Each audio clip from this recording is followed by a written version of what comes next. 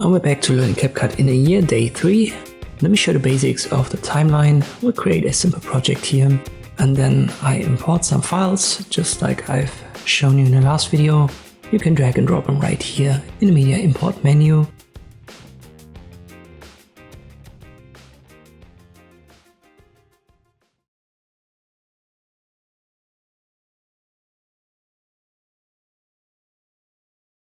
Let me add an image, an MP4 video clip. That's what we're going to start with. When you hover over these elements now in your menu, you will see this plus sign for add to track. It's kind of like the terminology, especially not just in CapCut, but in video editing in general. All of these horizontal channels, you could say, are tracks. Let me also add the video clip, and I can left click drag them here.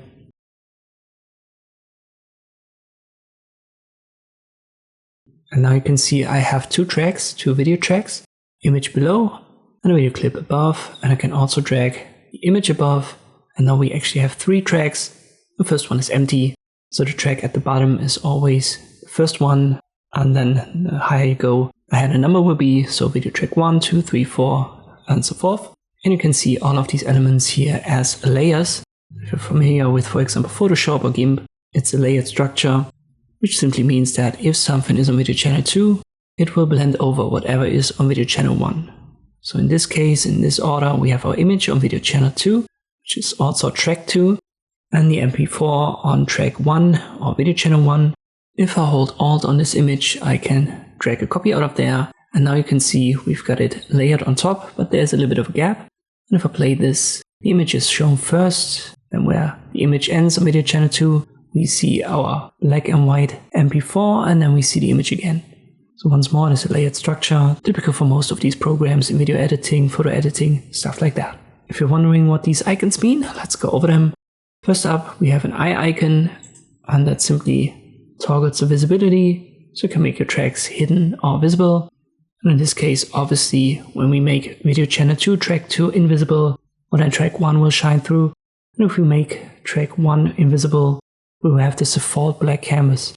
Let me import an MP3 file. And I drag that on video channel 3. And you can see it automatically jumps down because this is now an audio track.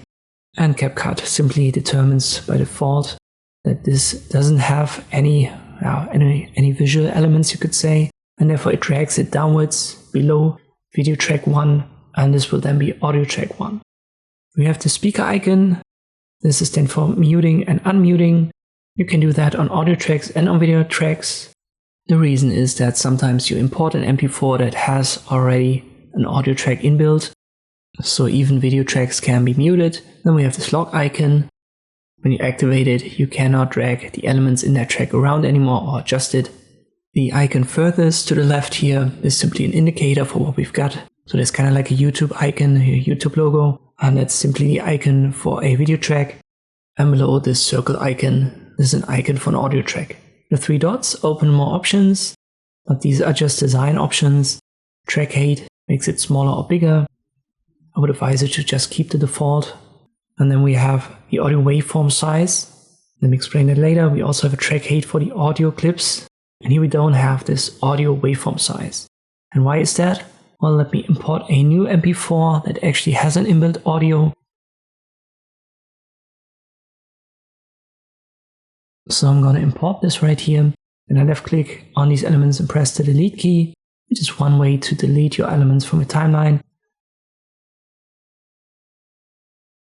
Then I click on a plus sign here for my new MP4 that has an audio. And you can actually see that at the bottom of this element, there is a waveform, which indicates that an audio is inbuilt in this element. And I can size that up or down via this option, audio waveform length. One more thing that I want to cover in this video is that you can navigate through your timeline via these sliders. There's a slider at the bottom, and there's also a slider at the top right of your timeline, right here. And there's a plus and a minus magnifying glass to the side of it, so this is simply the zoom option. Because let me add a couple of copies here. Once again, I hold Alt and left click drag. And now if I zoom in, our project actually exceeds our window, and then we zoom out and you can see that. So sometimes you have to zoom in to make some adjustments here and there for a specific frame, a specific section of your video. And this why this plus minus icon, this magnifying glass, very important to know. And these are the basics of the timeline in CapCut. I hope this video was helpful, thank you for watching, and I'll see you next time.